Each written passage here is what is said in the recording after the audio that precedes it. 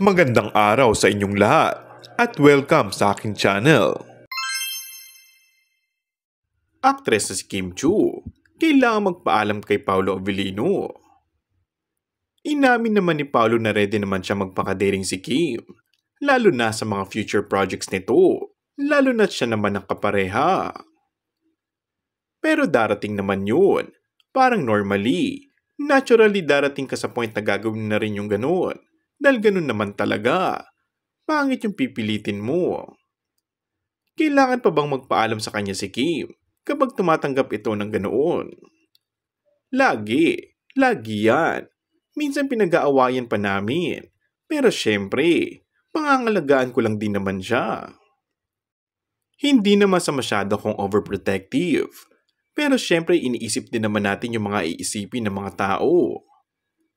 At nang tanungin kung nag-level up na ba ang exclusively dating status nila, paiwas na sinabi ni Paolo, obvious na yun, alam nyo na yun. Kumpirmado na nga kasi ang bagong blessing sa actress na si Kim, patungkol sa pinakabagong mukha ngayon ng kilalang alak. And that's all for our today's video.